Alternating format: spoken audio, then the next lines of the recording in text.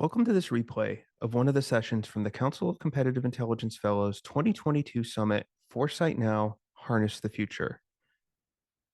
We would like to thank our gold sponsors, Aurora WDC, Crayon, and Tyson Hines for their support. We would also like to thank our executive sponsors, the Business Intelligence Source, Commentelli, and Knowledge Inform. Please enjoy this session replay. I don't speak foresight communications, pitfalls, failures, and remedies. And I think we've all had plenty of experiences with those. So many of us have seen at conferences those lapel pins that say, I speak foresight. What does that really mean to speak foresight? How can those who speak foresight communicate to stakeholders who don't? I know that's an existential challenge of my daily role. How can we bring foresight from the realm of imagination into management planning, decision-making, and action? This is our lively discussion on that topic. Ellen, who is not able to join us as the moderator, but will be very active in the chat, I'm sure, is a veteran CI professional. She began her career in 1985 at what was then Bell Atlantic, which ultimately became Verizon, which is someplace I worked for a couple of years as well. And she was focusing mostly on win-loss analysis and elicitation. And she's a master of those two methodologies, by the way. So I'm going to start to introduce the two panelists that I know are able to join us, and I'll give a nod to Arjun in a moment. But I'm going to start by introducing Paul Lee. He is the partner of the head of industries research at Deloitte, and he's been there for 21 years. He is an unusual role. He doesn't have clients, revenue targets, or profit targets. It's pretty envious, actually, Paul. While most of his colleagues are selling, he's neutral like Switzerland. I love that. He looks at what's happening in the sector he represents, technology, media, and telecommunications, or TMT in the industry. He talks to clients about it, sometimes up to 100 clients annually. So he's client serving in business development, building and strengthening client relations. Paul, welcome to the panel. Thank you for having me, August, and thank you for the introduction. Oh, thank you so much for being here. And I will say the TMT predictions report every year is one of my must-read reports. So I'm really excited to be speaking with you today. Yeah. So Duncan Chappell is our second panelist. He's the head of analyst relations and the associate director at CC Group, a London-based marketing and communications company. He's a veteran in the analyst relations space with 20 to 25 years of experience with focus on high-tech markets, especially business applications. Analyst relations is a very difficult game. So Duncan, we're really looking forward to your perspectives here today. Duncan runs CC Group's AR and market relations team. A major goal is to identify thought leaders who are thinking about the future, looking into long-term and short-term trends for his clients. And sounds like you've got a great relationship with Gartner and Forrester as well. Yeah, and I think obviously today we're talking a lot about like getting contradictory viewpoints. So there's tens of thousands of analysts out there, and it's really important to mine them to find out all these views. So I have a great job. I think they grow on trees. And Arjun, I am so thrilled to see that you're here. Fantastic. Arjun has worked in competitive intelligence for about 25 years. He's been on all three sides of the coin. There's three sides of this coin. Interesting. He's been a consultant, he's worked in corporate, and he's been a teacher and academic. He's the founder of Pharma War Games and CIBestPractices.com. In his consultancies, Arjun specializes in helping companies develop data-driven strategies through strategic and competitive analysis, war games, scenario planning, lots of fun, and building business early warning systems. He teaches at the Southern Methodist University Cox School of Business in Dallas, great school, and at UC Irvine in California, another great school. Arjun, welcome to the panel as well. So glad you're able to join us. Thanks for having me. Yeah. So I'm going to do the best I can with conveying my inner Ellen on these questions here. And the first one that I want to put out here is Ellen formulated this question where she says, so often the unrealistic and unbelievable scenarios are tossed out. And that's actually really interesting because I've kind of experienced that as well. How do you get people to open up to face risks or scenarios that they think will quote unquote never happen? How do you deal with positivity bias? Who would like to take that on? Arjun, would you like to go on that one? Because I think in the prep session, that was one that you raised. I know, absolutely. And I think this is a great question where when you're delivering good news, it's a lot easier to communicate it. But when you start getting into very, very challenging sorts of scenarios, there's this whole bias against believing it instantly. Like as an example, we'd run a war game with my students in 2017. It was the Battle for the Traveler. This was six companies in the travel industry, so Expedia, Bookings.com, Marriott, Airbnb. We had a couple of the airlines in there as well. So they built strategies for the future. When we give them a scenario, and the scenario was that, what if the market changes? What if demand decreases by 95%? Then what would you do? And the first reaction that came out of that was, well, that's never going to happen. And so, moving beyond the probability of something happening, I think is very, very critical to that. And the message back was that, well, think about the impact. And the impact for all of the businesses was that, hey, all our strategic assumptions changed because we had assumed growth in the marketplace. And it's a very, very different situation to be in, right? So they basically rehearsed the COVID situation about 4 years before it happened. And so having that sort of a construct works really well in creating that mindset of thinking beyond the probability, but really around implications and bringing it back to decision making. Can I just add an adjunct to that? Because one of the challenges which I find is also positivity bias. So I work a lot in tech, and one of the constant expectations is that technology is a magic wand, which with little work will revolutionize everything. And the reality is most technologies fail, but we forget about those because we forget about pain. That's just how humans are wired. And we remember the hits. And so the assumption often is that if it's brand new tech, it's going to be revolutionary, it's going to be disruptive. And the reality is it isn't. And what I constantly find is it's very hard to go, no, it won't happen. And these are the reasons why. And it's difficult to be the naysayer, but I think if you are to be a trusted advisor, you have to be able to be the naysayer, explain why, and try and rationalize the resistance to that. I think I would just add two things there. One is it's important to note that there are like catalysts for this positivity. There are organizations whose business model rests on amplifying the most incredulous dreams of the most optimistic business managers, and we have this incredible commercial phenomenon of scam market research, where there's somebody who, for the right price, will tell you that anything is going to happen. And an important role for professionals like us is actually to point out that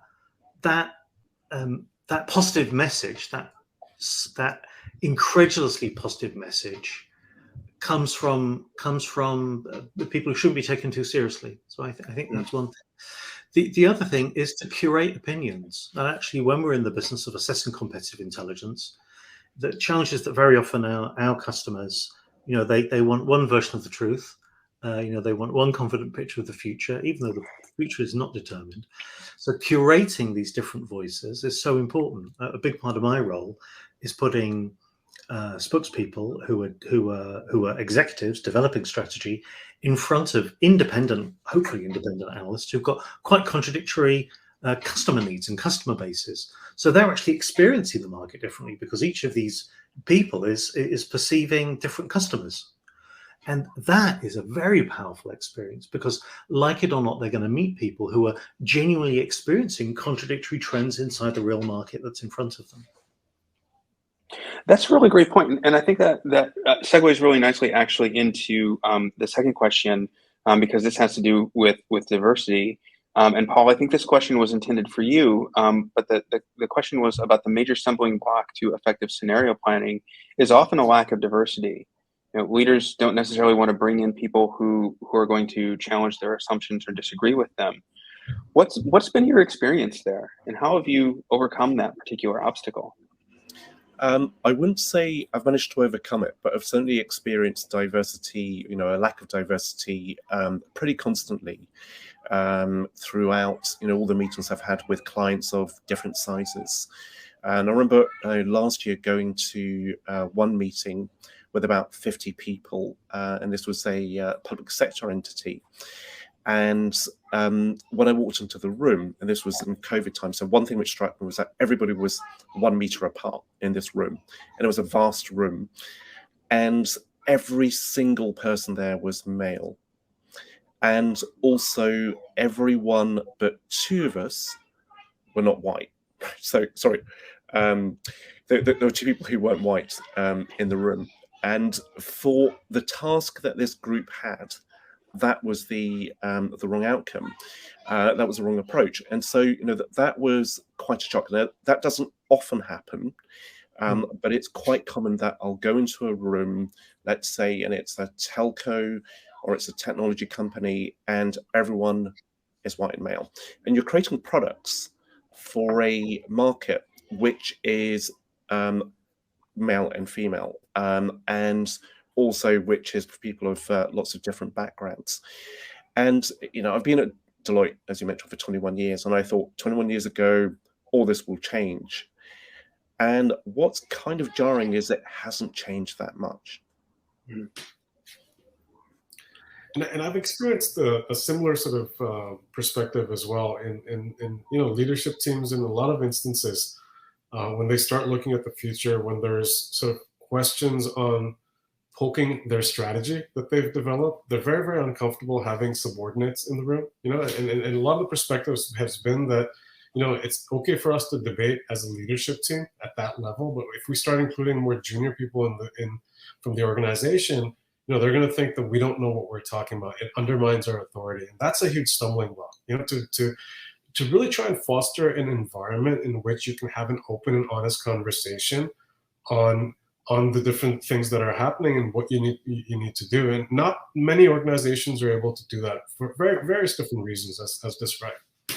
Yeah, I think it's true that like shifting the culture is so very important, and in particular, if we're able to develop business leaders who've like got a kind of environmental awareness, they're actively consuming information, they're not embedded in the worldview, the echo chamber of their own company, then that's great. But honestly, that's really hard to do.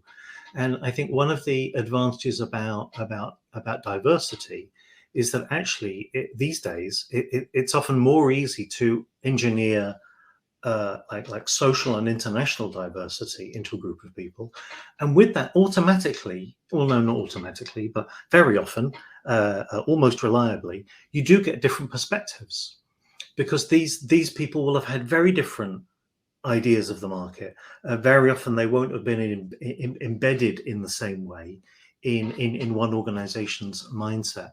So it gives you like a more favorable environment. It's certainly one of the things that I've seen is that almost, I mean, it sounds super lazy, but almost in all circumstances, just engineering more diversity in the pool of discussants improves the outcome. I mean, it would be nice to have smarter people with better skills, yeah. But actually, mixing the people who you have, and enriching that really does improve things.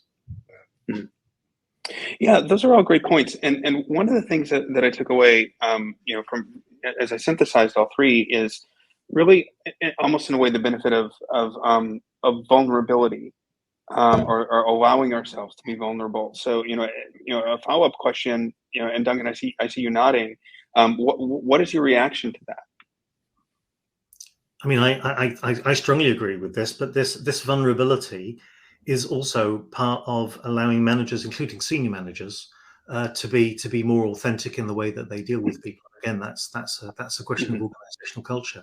Arjun is absolutely right that in so many organizations, the senior managers don't want to introduce ambiguity in front of their junior reports. But if you think about it, in a healthy organization, the manager should be listening, curating, directing, orchestrating this conversation. It should be people who are closer to the organization's boundary Absolutely. who've got that vision, that experience, who should be the antagonist and protagonist in these conversations. And managers should be learning from those resources and making choices rather than developing some megalomaniacal vision that they have to know everything. Yeah, that's not the role of managers. Yeah, of senior managers. Yeah. Absolutely agree. Paul, Arjun, any follow on that? I think Duncan encapsulated it really well, right? And it's really around that vulnerability and how do you kind of introduce that. A lot of it's cultural. If you look at companies historically, it was based on structure. That's how they scaled up. It's changing now, right? The definition of structure, definition of work, definition of collaboration is changing. So there are changes that we're seeing. And I think each industry is different. The more traditional ones, it's much harder. Where there's a certain way that they're used to working on. Technology, I think, would tend to be a lot more adaptive from that perspective, and it's starting to percolate. And I think the whole move towards, with the pandemic and working from home has democratized working in a big sense, right? And that's helping as well. I'll offer a counter view because this is a panel. I've come across technology companies, say device vendors, where there is a lot of plurality of views. And then one of their competitors will have a very resolute view on what a product should be. And the one which wins is the latter, with a singular vision. So when the singular vision is correct and everyone is aligned around it, you can have a very powerful product. And the former company ends up with a product whose cost of materials, whose bill of materials is too high, because rather than saying, we will go with this option, they end up with 3 components. And so you might add $1 or $2 to the bill of materials, and on a device, that's going to add, let's say, $6 to the product price. And if you do that several times, then you add $100 to the product price.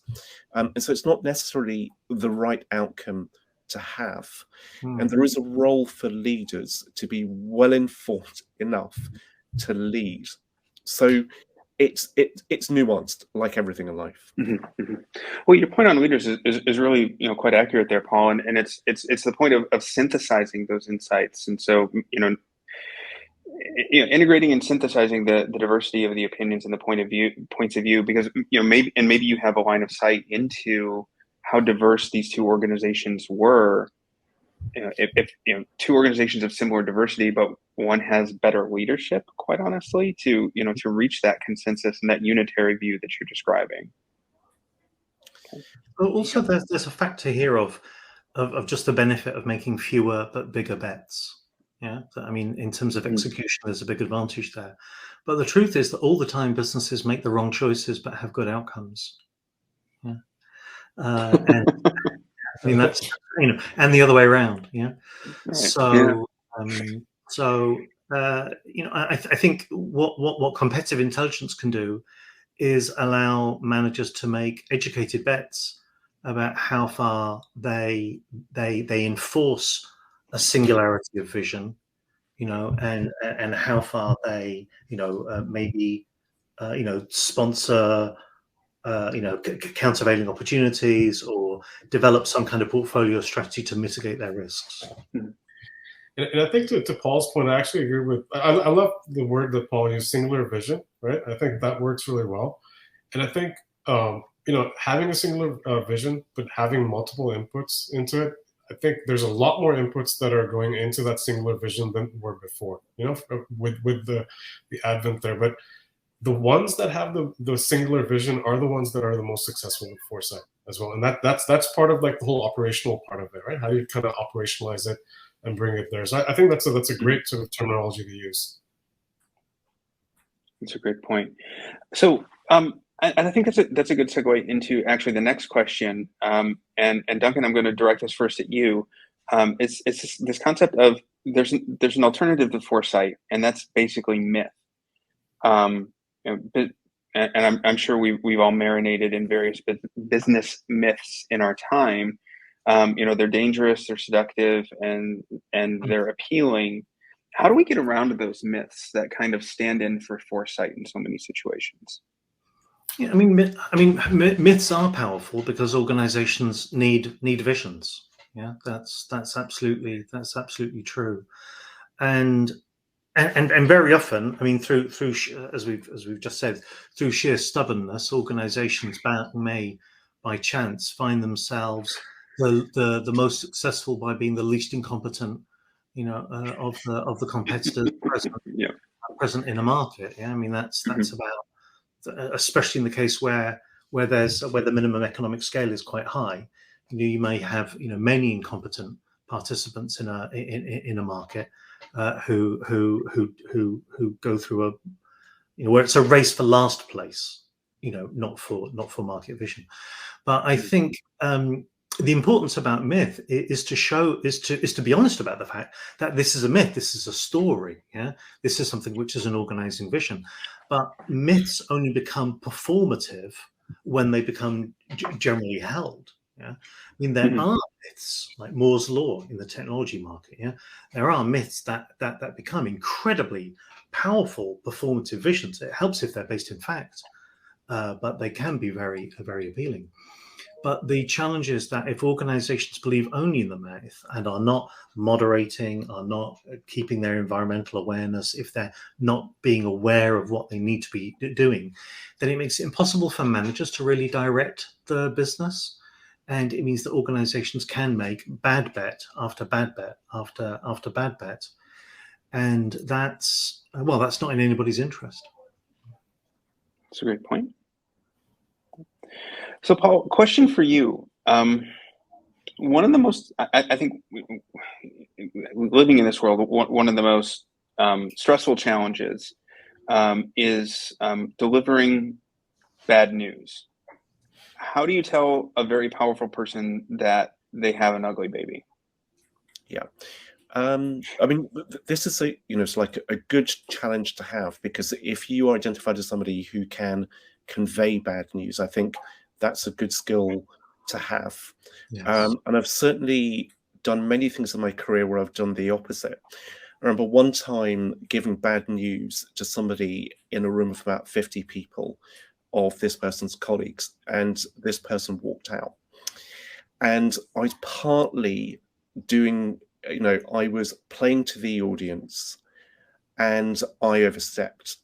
So that's something which, was something I regret, because I didn't need to do that. And generally what I'll try to do is meet with, say for senior people, when there are difficult news to be conveyed, to meet with as small a group of people as possible.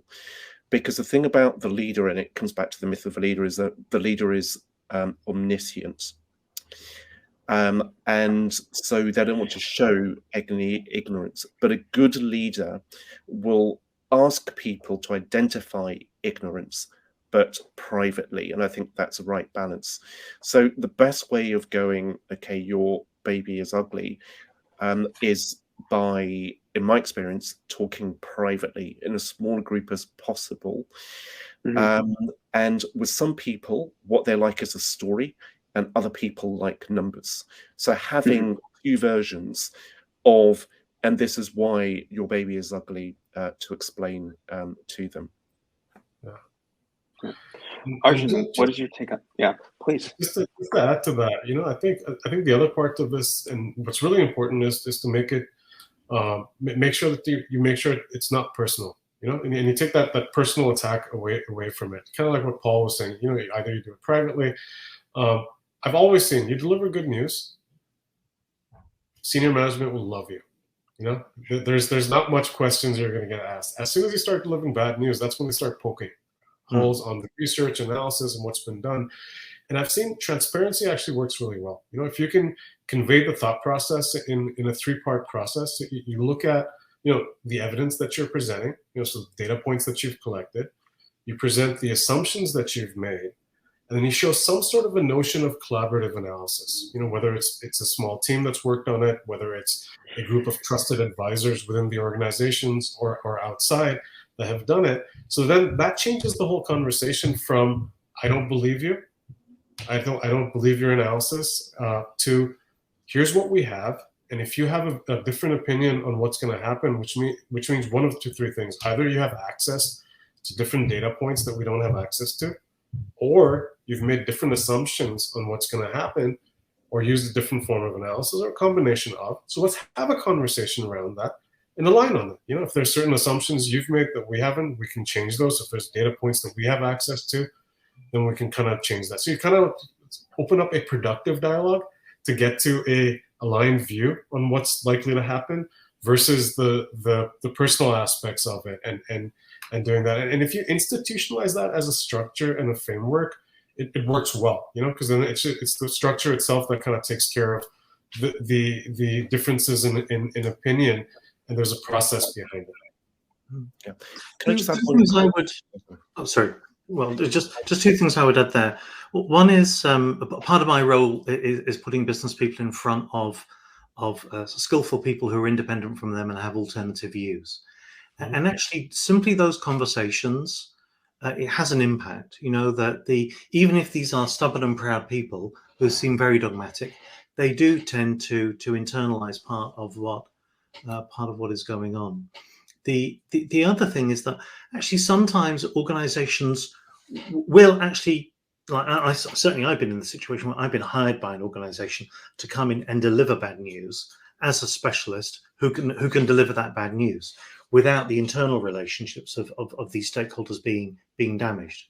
And that is, I mean, Paul's story reminds me of definitely the most traumatic days of my professional career have been those settings where I'm delivering difficult news, where I'm not really responsible for this outcome, but where the senior manager needs to understand that the lack of congruence between their hopes and material reality, and sometimes you might actually have a kind of orchestrated intervention that is that is there. Not everything has to be resolved in one moment. Yeah, so often it's just a small intervention just to create time and space for other things to fill in. And Paul, it sounded like you had a comment there as well to follow up. Yeah, so just one addition to that point. I think when you're delivering foresight, which is bad news, which you explain well, you are respected in the long run far more for that than for delivering good news. And I had one example of that just recently. I was doing a talk for the chief commercial officer of one of the telcos in the UK, and he recalled something I said back in 2005. And I can't remember 2015, but he recalled exactly what was said. And it just brought back to me, I remember that meeting and how nervous I was because I was contradicting the views of the board of that company. But I said, this is my reason why. And I'd forgotten what I said, but he recalled that specific moment because they weren't expecting it. And initially they were shocked, but it was an important moment in terms of their perception of our firm. Really fantastic and amazing sometimes the things people retain. A tremendous amount of wisdom in around the horn here on this particular question, and really grateful for the stories. Maybe a couple times things that didn't go well, but then how you addressed and adapted that. So some really important points here. One of the things I'm going to do, just in the interest of time, because we did lose some time to our technological challenges, we've got some pretty good questions in the Q&A session here that I want to make sure we give some justice to, and we're coming up on our buffer of the short break. And once again, thanks to our participants and our panelists for bearing with us on that. But Sebastian asked what I think is a really excellent question. He's recognizing that we've got these veteran CI and foresight professionals here on this panel, and asks the question, what can universities do to prepare students to enter a world where they're delivering foresight and they're communicating foresight effectively? How can entry-level positions intern students improve their foresight competencies and communication? And I'll just throw that out there, whoever wants to take that on first. Let me start, because so one thing that we do at SMU at the Cox School of Business is have a huge focus on the technical skill sets, right? So your ability to actually create foresights, understand scenarios, signals, trends, that's the easy part, right? The harder part is the softer skill sets, right? How do you present it? How do you take insights and into a form that's actually palatable and that your audience actually understands it, right? And it's all these softer skill sets that are really, really important to understand. The other part I've seen for university students is, you have to think about, like, when you get into the workforce, you're usually an individual contributor, working yourself up to leadership, right? And so the worth of an individual contributor is very different from leadership, right? Individual contributors, you're expected to do the work and be the expert in it. And as you start progressing towards leadership positions, you have to, enable your team to be successful, right? So just keeping that end goal in mind is really important. And so it's not just about the data, it's about how you present it and the stories that you tell with it, and how you bring it to life, whether it's different forms of communication, whether it's video, whether it's infographics, there's all these different mediums that you can use for that. That's fantastic. So I think the last, Paul, please go ahead. So one other thing I'd say is, technical skills are really important. Presentation skills are really important. Another really important element, a critical one, is building networks, both within where you are studying or where you're working, but really external networks. To Duncan's earlier point, there is a lot of hyperbole out there, particularly online. And whenever I'm looking for someone within any of our, what we call them, insights teams, one thing which is really important is curiosity, but also really, really important is skepticism. And being able to filter is absolutely critical. And a big enabler of that filter is networks, people who will tell you things which they would not publish. That is really important. And certainly I couldn't do my role without the network of people who I can meet with. And it's particularly meeting in person, because generally I find people react very differently when you're in person. And there's something which I don't understand around meeting up over a coffee or over a meal. The degree to which information is shared is a lot more intense when you can eyeball that person, when you can read their body language. Yeah, I love the fact that you two so far have focused on soft skills, and one of the things I've said when I get a chance to speak to students, and we do have a number of students in this session with us, is always that if I had it to do over again, I would focus a lot more on leadership and what we consider the quote unquote soft skills, because they're really the more difficult skills in a lot of ways. One question, Ellen texted me to say, please could you make sure to get to this question. She wanted to make sure that. And this will probably be our last question. How do you operationalize foresight? What's been your experience, and what have you learned? And I'd actually like to hear from all three of you before I let you go, if that's all right. And Duncan, I'll start with you. Please don't start with me, because I've got a barking dog in the background and I was distracted by that. Oh, okay. Okay, Arjun, over to you. All right, thank you. So I think operationalizing foresight's the biggest challenge that organizations have. So trend spotting, signals, building scenarios, looking at drivers, it's fairly straightforward. Like I've had students in my CI courses build scenarios for the future of the world in a 45-minute exercise that a consultant would have probably taken a few months to do. Right, a little bit less detail, but similar sort of principles. It's more about how do you get senior leadership to actually look at it and actually work through their strategies or rework it. And one of the principles I found that works really well is you have to anchor it on something. So if an organization you're working for has a 5-year strategic planning horizon or a 10-year planning horizon, you start delivering foresights on 30 years. There's a huge disconnect between where their minds are and the time frame. So you have to try and bring it back and make it land in the business. And a good rule of thumb I found is whatever the planning horizon is, just double it. And that should be your outer limit in terms of the foresights that you're delivering, right? So they're thinking 5 years in advance, say, okay, the world's going to look like this in 10 years or so. And that's worked really well from a planning perspective.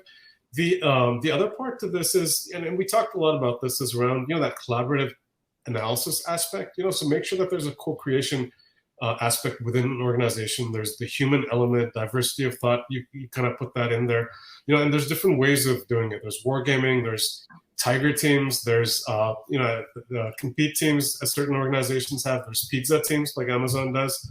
So small groups of highly empowered individuals that can make a huge difference. Okay. So far, we've got pizza teams and we've got coffee breaks. And I love them both. Not necessarily at the same time, because pizza and coffee don't go well together, but those are both great recommendations. Paul, your thoughts? How do you operationalize foresight? Yeah, I think following on from one of Arjun's points is, you have to match with the time frame of the person that you're advising. And so my rule of thumb is looking out 5 years, but being able to compact it into a view on here's what's happening over the next year. And at the moment, so in Europe, there are lots of challenges over the cost of energy specifically. So a lot of the people that we're talking to are looking at the next quarter. It's making it to the end of the year. Being able to absorb the implications of really high inflation in energy costs. There's wage inflation, there's food inflation, there are all these different elements. And so at that time in history, you can't go, let's look at the 5-year horizon, because everyone's just focused on the near term. So, part of the I can't say that word. Part of what you have to do is to be able to concertina your views into a very short period of time, and then you start expanding. But you've got to be very sensitive to what the your client, internal or external, is caring about at that point in time. Yeah, I'll second that based on my experience as well. But Duncan, has your dog settled down, and will they allow you to answer this question? I hope so. Just my two experiences that I've had. One is of just simplifying and structuring the outputs. I think people have got less and less time all the time for consuming information, emphasizing the differences, the changes. And certainly what I found to be successful has been like identifying specific personalities with contrary views and inviting people to better understand that there are countervailing opinions. And, it's William Gibson, I think, who says, that the future is already here. It's just unevenly distributed. Yeah? Mm-hmm. And so being able to point out that there are these different experiences, materially different dynamics unfolding today that pull the future in different directions, and the future is unknown. That's really important. Making that material makes people more comfortable with just dealing with contradictory information and forcing themselves to make a meaningful assessment. Yeah, just to bring it back to close that loop with where we started, diversity is one of the things that I think makes people more aware of that the contrary points of view and starting points and points of view on the present and points of view about what came before as well. So gentlemen, thank you so much. You overcame the daunting technological hurdles. This has been an amazing conversation, and we're so grateful that you were able to share this insights. If you're able to stick around for any more of the summit, please do so. But my sincerest thanks, and the thanks of all the CI fellows and the attendees at the summit today. Thank you so much, and also a very big help for Ellen Naylor for bringing this whole conversation together and curating it so beautifully. Yeah, absolutely. Seconded.